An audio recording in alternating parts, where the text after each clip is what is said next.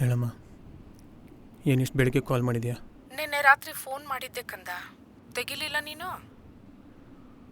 ನಿನ್ನೆ ರಾತ್ರಿ ಬೇಗ ಮಲಗಿದ್ದೆ. ಹೇಗಿದ್ದೀಯ ಕಂದ? ಚೆನ್ನಾಗಿದ್ದೀನಿ. ನಿನಗೆ ಅರ್ಜೆಂಟಾಗಿ ಒಂದು ವಿಷಯ ಹೇಳಬೇಕಿತ್ತು. ಬ್ಯಾಂಕ್ ಮ್ಯಾನೇಜರು ಮತ್ತೆ ಮನೆಗೆ ಬಂದಿದ್ರು. ದುಡ್ಡು ಕಟ್ಟದೇ ಇದ್ರೆ ಮನೆ ಹರಾಜಾಕ್ಬೇಕಾಗುತ್ತೆ ಅಂತ ಹೇಳ್ತಾ ಇದ್ರು. ಶಶಾಂಕನ್ ಫೋನ್ ನಂಬರ್ ಕೊಡಿ, ನಾನು ಮಾತಾಡ್ತೀನಿ ಅಂತ ಕೇಳ್ತಾ ಇದ್ರು. ನಾನು ಕೊಡಲಿಲ್ಲ. ನೀನು ಹುಷಾರಾಗಿರು. ಯಾರಾದರೂ ಗೊತ್ತಿಲ್ಲದವರು ಫೋನ್ ಮಾಡಿದರೆ ಎತ್ತಬೇಡ, ಆಯ್ತಾ? ಸರಿ ಕಣಮ್ಮ.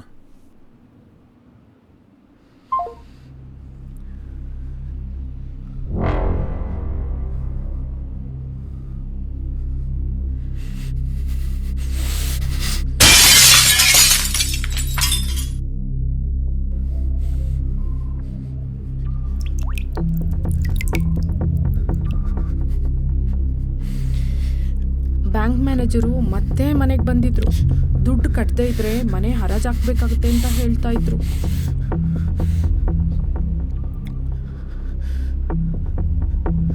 ಶಶಾಂಕನ್ ಫೋನ್ ನಂಬರ್ ಕೊಡಿ, ನಾನು ಮಾತಾಡ್ತೀನಿ ಅಂತ ಕೇಳ್ತಾ ಇದ್ರು.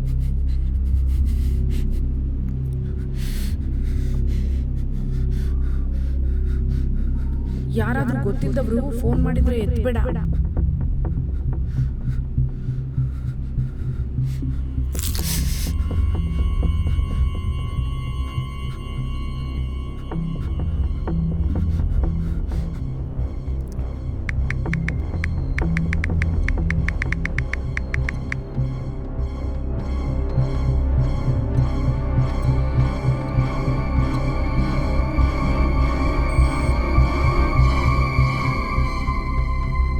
Thank you for confirming your address, mister Shashank Surya.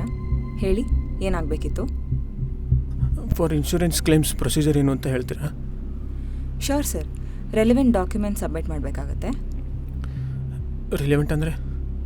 Original policy documents, original death certificate, death claim application form, nominee identity proof, ಮತ್ತು physician statement and medical records such as admission notes, discharge summary etcetera. ಇಷ್ಟೆಲ್ಲ documents ಇಟ್ಕೊಂಡು ಯಾರು ಸಾಯ್ತಾನೆ? Sorry sir, I didn't get you. In case of suicide claim procedure same ಇದೆಯಾ? In case of unnatural death FIR ಮತ್ತು post mortem report ಕೂಡ ಬೇಕಾಗತ್ತೆ sir. ಎಲ್ಲಕ್ಕಿಂತ ಹೆಚ್ಚಾಗಿ ಪಾಲಿಸಿ ತೊಗೊಂಡು 1 ವರ್ಷ ಆದಮೇಲೆ ಮಾತ್ರ ಸೂಸೈಡ್ಗೆ ಕ್ಲೇಮ್ ಮಾಡ್ಬೋದು. ವೇಟ್ ಮಾಡಿ ಅವನಾದರೂ ಸೂಸೈಡ್ ಮಾಡ್ಕೋತಾನಾ?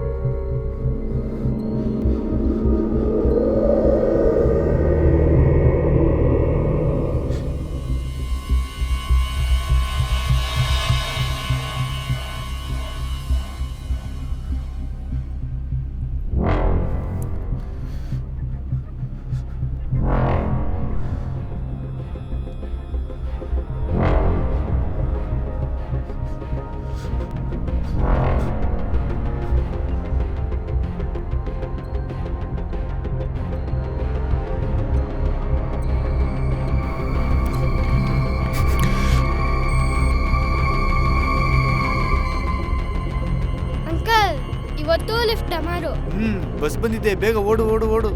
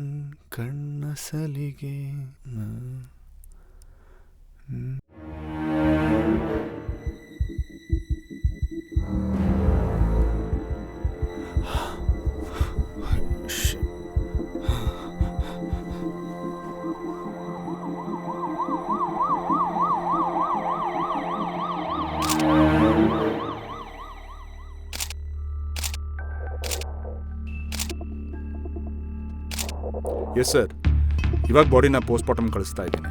ಇಮಿಡಿಯೇಟಾಗಿ ಮಾಡ್ತೀವಿ ಅದನ್ನು. ಹಾಂ, FSL ಅವ್ರಿಗೆ ಹೇಳಿದ್ದೀನಿ, ಅವ್ರು ಚೆಕ್ ಮಾಡಲಿ. Yeah, I take care of it. ನನಗೆ ಅರ್ಥ ಆಗುತ್ತೆ sir. I understand.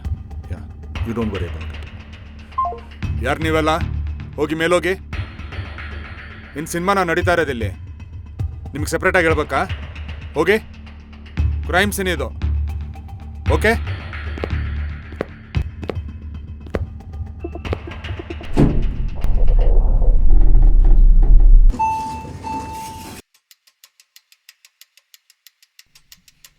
Sir, car ready.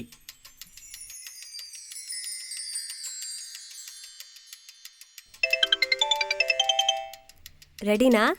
Almost. Breakfast ಮಾಡದೆ ಆಫೀಸ್ ಒಳಗಡೆ ಹೋಗಬೇಡ. ಆಮೇಲೆ ಆ ಮೀಟಿಂಗು ಈ ಮೀಟಿಂಗು ಅಂತ ನೀನು ಇಡೀ ದಿವಸ ಉಪವಾಸ ಇರ್ತೀಯ.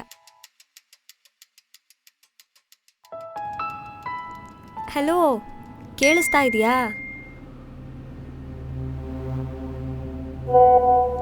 ಹಲೋ, ಇರು, ನಾನೇ ಮತ್ತೆ ಕಾಲ್ ಮಾಡ್ತೀನಿ.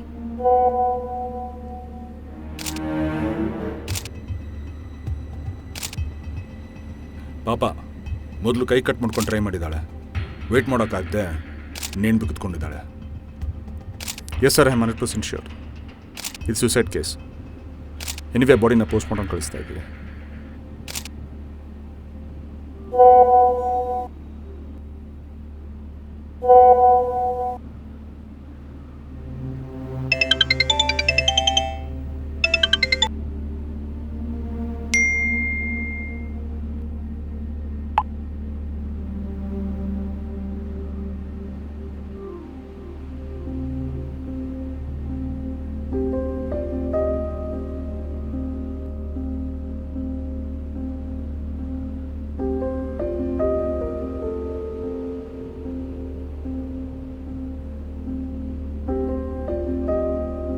ಎಲ್ಲಕ್ಕಿಂತ ಹೆಚ್ಚಾಗಿ ಪಾಲಿಸಿ ತಗೊಂಡು 1 ವರ್ಷ ಆದಮೇಲೆ ಮಾತ್ರ ಸೂಸೈಡ್ಗೆ ಕ್ಲೇಮ್ ಮಾಡ್ಬೋದು. ವೇಟ್ ಮಾಡಿ ಅವನಾದರೂ ಸೂಸೈಡ್ ಮಾಡ್ಕೋತಾನ?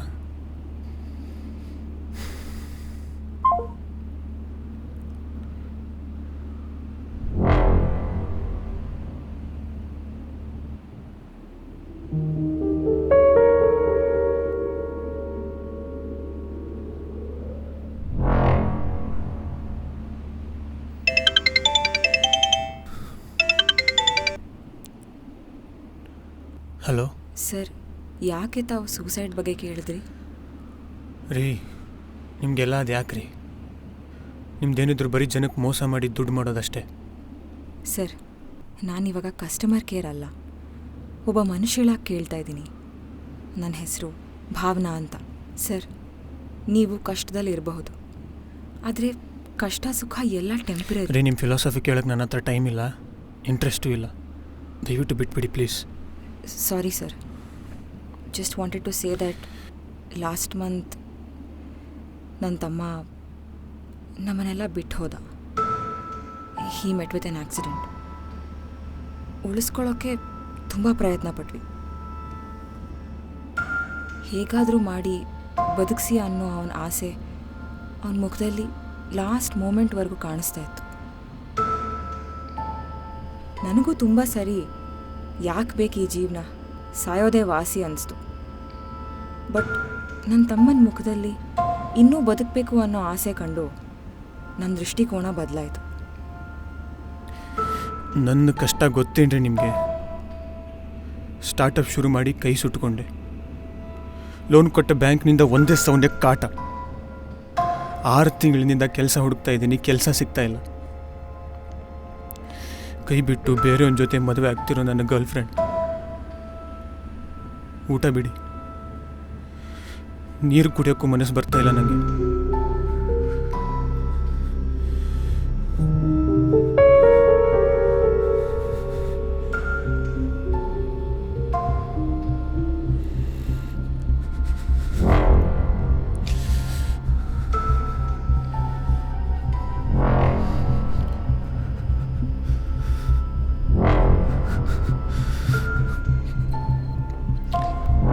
ದುಡ್ಡು ಕಟ್ಟದೇ ಇದ್ರೆ ಮನೆ ಹರಾಜಾಕ್ಬೇಕಾಗುತ್ತೆ ಅಂತ ಹೇಳ್ತಾ ಇದ್ರು.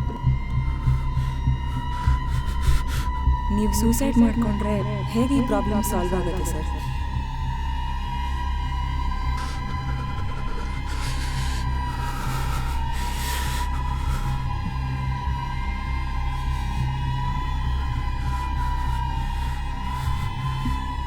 ಸೂಸೈಡ್ ಮಾಡಿಕೊಂಡ್ರೆ ಪ್ರಾಬ್ಲಮ್ ಸಾಲ್ವ್ ಆಗಲ್ಲ ಸರ್. ನಿಮ್ಮಿಂದ ಬೇರೆಯವ್ರಿಗೆ ಶಿಫ್ಟ್ ಆಗೋದಷ್ಟೇ. ಫಾರ್ ಎಕ್ಸಾಂಪಲ್, ಲೋನ್ ಯಾರು ತೀರಿಸ್ತಾರೆ? ನಿಮ್ಮ ಅಮ್ಮ ಅಥವಾ ನಿಮ್ಮ ತಂಗಿನ?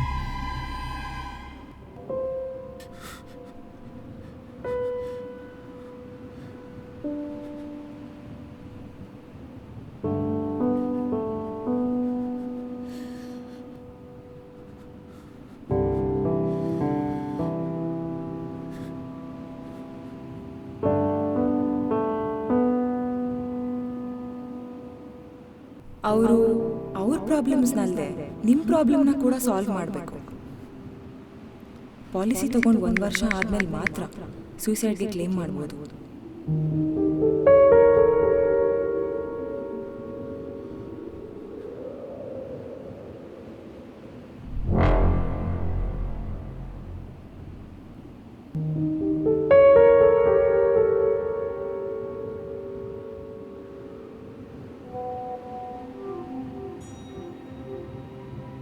Reminder for suicide. Reminder for suicide. Reminder for suicide. Reminder for suicide. Reminder for suicide. Reminder for suicide. Reminder for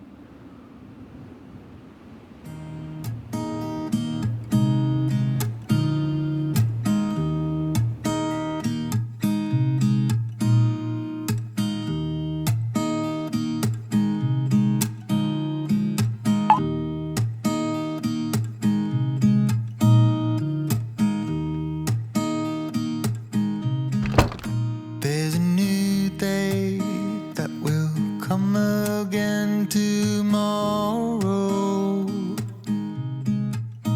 There's a new day to wash away the pain. There's a new day to take away your sorrow. And the old ways get washed out by